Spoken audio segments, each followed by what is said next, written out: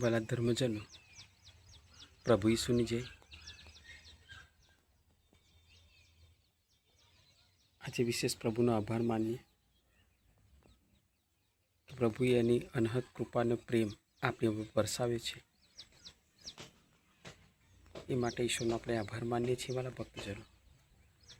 અને સાથે સાથે આજે આ પવિત્ર દિવસે પ્રભુએ આપણને સારી તંદુરસ્તી આપી છે અને આપણને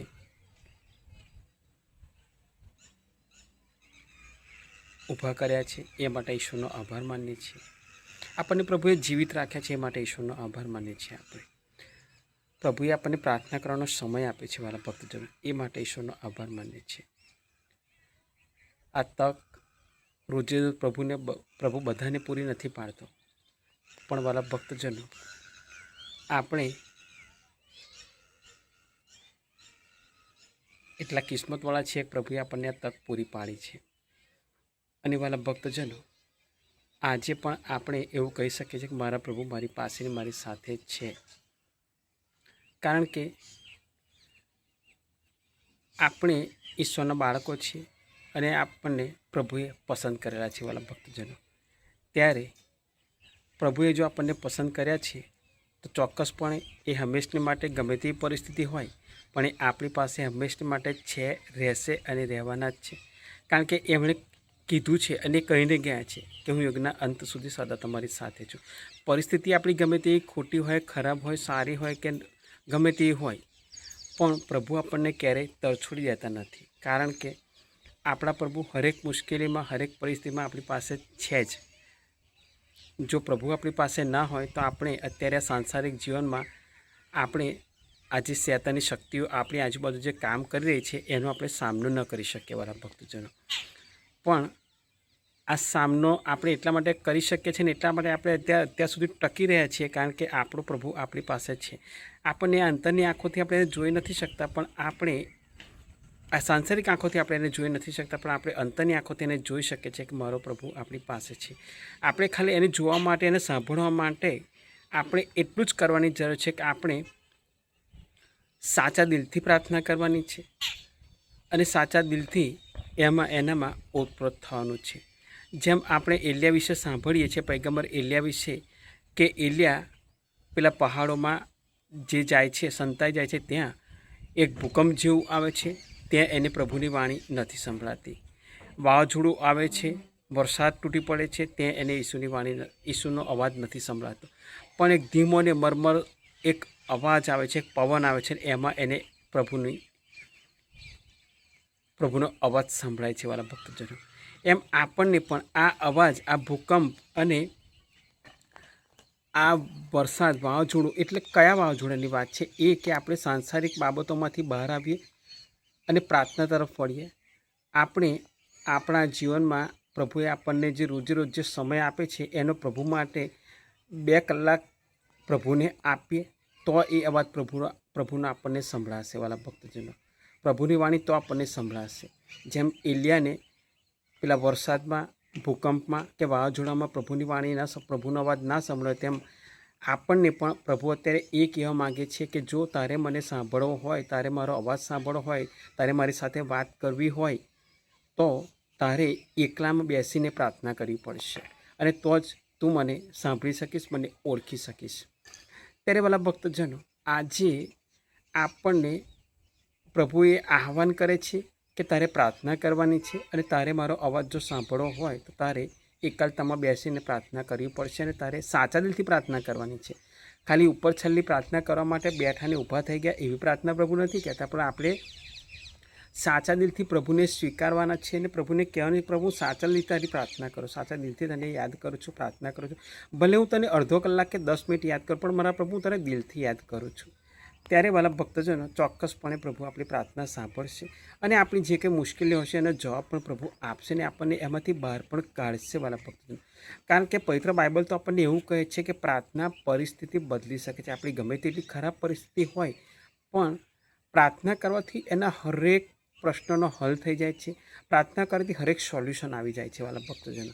પ્રભુએ આપણને એમને ખાલી નથી કહીને ગયા કે તમે મારી પ્રાર્થના કરશો તો તમને કંઈ અનુભવ નહીં થાય એવું નથી, પણ આપણે સાચા દિલથી પ્રાર્થના કરવાની છે. સાચા દિલથી પ્રાર્થના કરીશું તો જ આપણે પ્રભુનો અનુભવ કરી શકીશું વાલા ભક્તજન.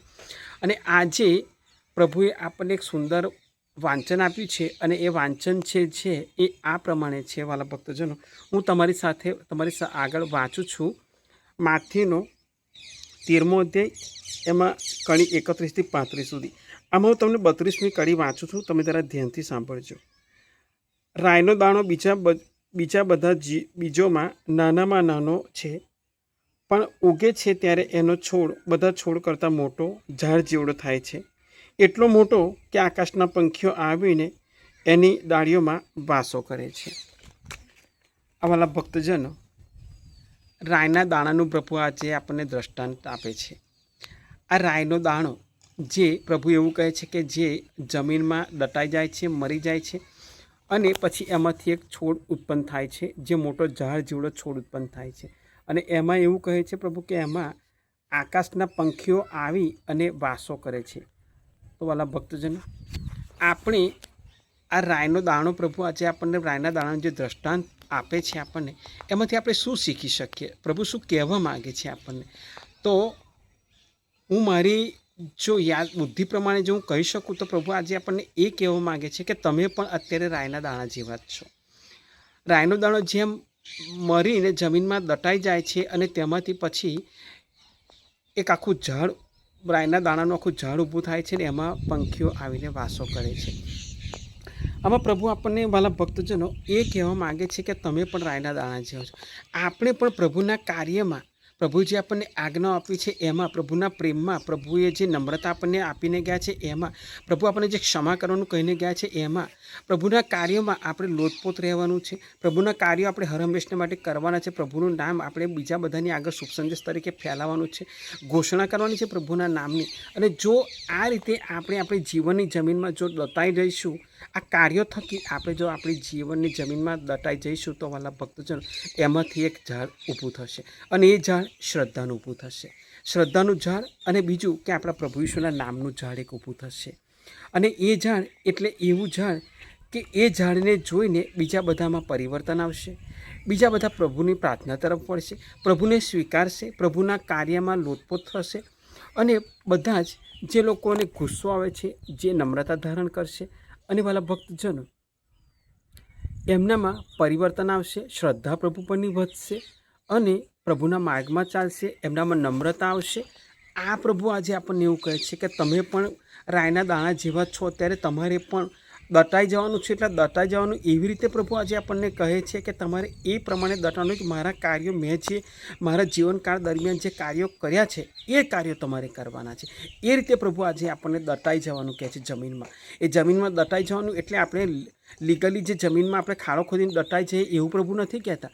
પ્રભુ આપણને આજે એ કહે છે કે તમારે દટાઈ જવાનું છે, એટલે કે મેં જે તમને કાર્ય સોંપ્યું છે, હું તમને જે કહીને ગયો છું એ કાર્ય તમારે કરવાનું છે.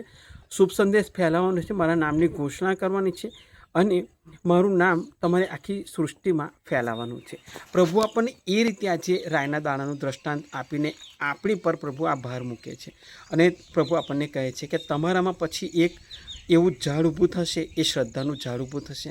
એમાં પ્રેમની ડાળી બેસશે, પ્રેમનું ફળ બેસશે, શ્રદ્ધાનું ફળ બેસશે, ક્ષમાનું ફળ બેસશે, આશાનું ફળ બેસશે, નમ્રતાનું ફળ બેસશે, બીજાને માફી કરવાનું ફળ બેસશે, ગુસ્સો તમારામાંથી જતું રહેશે એ ફળ બેસશે, અને તમારામાં નમ્રતા આવી જશે એવા ફળ બેસશે. અને તમારામાં એવો પ્રેમ ઉત્પન્ન થશે ને આ પ્રેમનું ઝાડ બધા જોઈ અને એમાં બધા વાસો કરશે. બધા વાસો કરશે એટલે એવી રીતે પ્રભુ કહે છે કે તમને જોઈ અને બીજા બધા એવું કહેશે કે એવું કહેશે કે આ ખરેખર ઈસુનો છોકરો કે છોકરી છે. કારણ કે પ્રભુ ઈસુની ઓળખ એ છે કે પ્રભુનામાં નમ્રતા હતી, પ્રભુનામાં ક્ષમા કરવાની ભાવના હતી, પ્રભુ દયાળુ હતા, પ્રભુ કૃપાળુ હતા. તો આજે પ્રભુ આપણને રાઈનો દાણો જ પ્રભુ આપણને એ ગણે છે, અને પ્રભુ આપણને આજે એવું કહે છે કે તમે પણ રાઈના દાણા જેવા જ છો. તમારે રાઈનો દાણો જેમ જમીનમાં દટાઈ જાય છે, તેમ તમારે પણ તમારી જીવનની જમીનમાં દટાઈ જવાનું છે. મારા કાર્યો થકી મેં તમને જે સોંપીને હું ગયો છું એ કાર્યો તમારે કરવાના છે. એમાંથી તમારે શ્રદ્ધાનું ઝાડ ઊભું કરવાનું છે વાલા ભક્તજનો. અને આ શ્રદ્ધાનું ઝાડ આપણે એવી રીતે ઊભું કરવાનું છે વાલા ભક્તજનો કે એ ઝાડ આપણે એક જ જણને ઊભું નથી કરવાનું. આ ઝાડ હરેક જગ્યાએ હોવું જોઈએ. ખાલી મારે એકલાને આ કરવાનું છે એવું નથી. આજે પ્રભુ મને ને તમને બધાને કહે છે કે તમારે પણ એક ઝાડ વાવવાનું છે, અને એ ઝાડ રાયના દાણા જેવું. તમારે તમારા ઘરની બહાર એક એવું શ્રદ્ધાનું ઝાડ વાવવાનું છે મારા નામનું, કે આ ઈસુનું નામનું શ્રદ્ધાનું ઝાડ છે, ઈસુનું ઝાડ છે, ઈસુના નામની શ્રદ્ધાનું ઝાડ છે. એ ઝાડ પ્રભુ આપણને આજે એક ઉગાડવાનું કહે છે વાલા ભક્તજનો. તો આજે આપણે પ્રભુ ઈસુને કહે કે મારા પ્રભુ ઈસુ, આજે તું મને એવી હિંમત ને એવી શક્તિ આપ, એવો આશીર્વાદ તું મને આપ કે હું તારી શ્રદ્ધામાં, તારી નમ્રતામાં, તારી જે માફી આપી તારી માર્ગમાં હું ચાલી શકું, આ બધાની માફી આપી શકું, હું નમ્ર બની શકું, ને તમે જે મને કહીને ગયા છો એ હું કરી શકું વાલા ભક્તજનો. પ્રભુ પાસે આપણે આજે કૃપા અને શક્તિ માંગીએ કે પ્રભુ અમે અમારા જીવનમાં શ્રદ્ધાનું ઝાડ એક ઉગાડીએ રાયના દાણા જેવું, અને એ ઝાડ હંમેશને માટે વધતું ને વધતું જાય, મોટું ને મોટું થતું જાય, અને જેથી કરીને તારા નામની ઓળખ મોટી થાય ને આખી દુનિયામાં તારો નામનો સંદેશો ફેલાઈને આખી દુનિયા તને ઓળખે મારા પ્રભુ. તો વાલા ભક્તજનો, આજે આપણે પ્રભુ ઈસુને કહીએ કે પ્રભુ હંમેશને માટે મારા પ્રભુ ત્યાં એમને નમ્રતાનો પાઠ શીખ્યો છે, ક્ષમાનો પાઠ શીખ્યો છે. એ જ મારા પ્રભુ, એ જ જીવનનું ઝાડ હું મારા જીવનમાં ઉગાડી શકું એવી તું મને કૃપા અને શક્તિ આપ. મારા ભક્તજનો, પ્રભુ હંમેશને માટે આપણી પાસે છે, રહેશે, અને પ્રયત્ન ખાલી આપણે કરવો પડશે. જો આપણે પ્રયત્ન કરીશું તો આ ઝાડને આપણે 100% ઉગાડી શકીશું. એને પાણી આપણે પાવાનું છે, ઝાડને પાણી એ રીતે પાવાનું છે, પ્રેમનું પાણી પાવાનું છે વાલા ભક્તજનો. પ્રભુ આજે આપણને એ કહે છે કે તારે એને પ્રેમનું પાણી પાવાનું છે, અને એ પ્રેમનું પાણી તમે પાશો તો એમાંથી એક શ્રદ્ધાનું ઝાડ ઉગી નીકળશે. એમાં ફળ બેસશે, કોઈમાં 100 ગણો, કોઈમાં 60 ગણો, કોઈમાં 30 ગણો. કેવું પાણી પાવાનું, કેવું ઝાડ ઉગાડવાનું, કેવા ફળ એને આવશે, એ બધું આપણી પર ડિપેન્ડ કરે છે વાલા ભક્તજનો. તો પ્રભુને ખાલી પ્રભુ તો કરવા માટે તૈયાર જ છે. પ્રભુ આપણને બધી જ રીતે સાચવવા સંભાળવા માટે શક્તિ આપી જ છે, અને બધું પ્રભુએ આપણને સ્વતંત્રતા આપેલી છે વાલા ભક્તજનો. એ સ્વતંત્રતાનો ઉપયોગ આપણે કેવી રીતે કરવાનો છે એ આપણે નક્કી કરવાનું છે વાલા ભક્તજનો. કારણ કે ઉપદેશમાળાનો 15મો અધ્યાય કરી 15માં પ્રભુનું સુંદર વચન કહે છે કે પ્રભુ કહે છે મેં તારી આગળ પાણીને પાવક બંને મૂક્યા છે, તારી ઈચ્છા થાય તે હાથ લંબાવીને લઈ લે. અનુસંહિતાનો 30મો અધ્યાય કરી 15માં પ્રભુનું સુંદર વચન કહે છે કે મેં તારી આગળ જીવન અને મરણ, દુઃખ, આશીર્વાદ અને પ્રેમ આ મૂકેલું છે, તારી ઈચ્છા થાય તે લઈ લે. તો આપણે આમાંથી જીવન અને મરણ પ્રભુ કહે છે, દુઃખ અને સુખ, આશીર્વાદ અને પ્રેમ બધું જ પ્રભુએ આપણી આગળ મૂકેલું છે, ખુલ્લું મૂકેલું છે. કઈ ચોઈસ કરવી એ પ્રભુ આપણી પર છોડે છે વાલા ભક્તજનો. તો આજે આપણે એક સંકલ્પ લઈએ અને આપણે આપણા જીવનમાં એક શ્રદ્ધાનું ઝાડ ઉગાડીએ, એક પ્રેમનું ઝાડ ઉગાડીએ વાલા ભક્તો. જે રાયનો દાણો આપણે જમીનમાં દટાઈ જવાનો છે, અને એક શ્રદ્ધાનું ઝાડ આપણે ઊભું કરવાનું છે. જેમ રાયનો દાણો એ જમીનમાં દટાઈને એક ઝાડ ઊભું કરે છે અને એમાં પંખીઓ વાસો કરે છે, એમ પ્રભુ આજે આપણને એ જ કહે છે કે તમારે તમારા જીવનમાં શ્રદ્ધાનું એક ઝાડ ઊભું કરવાનું છે, અને એમાં ફળ બેસશે પ્રેમના, શ્રદ્ધાના, આશાના, નમ્રતાના, ક્ષમાના. આ ફળ તમારે બેસાડવાનું છે. કેટલો પાક આપણા જીવનમાં બેસાડવો છે એ આપણે નક્કી કરવાનું છે વાલા ભક્તો. જો પ્રાર્થના નહીં કરીએ તો આપણે ક્યાંય નહીં રહીએ. આવનારો સમય એવો ખરાબ સમય આવી રહ્યો છે કે જે પ્રાર્થનામાં હશે એ જ ટકી રહેશે. બાકી બીજા બધા જ જેમ પેલી પ્રભુ પવિત્ર બાઇબલ આપણું એવું કહે છે કે આગની ભરભરતી ભઠ્ઠીમાં એમને નાખવામાં આવશે. આપણે જ નક્કી કરવાનું છે કે મારે આગની ભઠ્ઠીમાં જવું છે કે મારા પ્રભુના પ્રેમની ભઠ્ઠીમાં જવું છે. આ પ્રાર્થના અમે અમારા પ્રભુ ઈસુ ખ્રિસ્ત દ્વારા કરીએ છીએ. આમીન.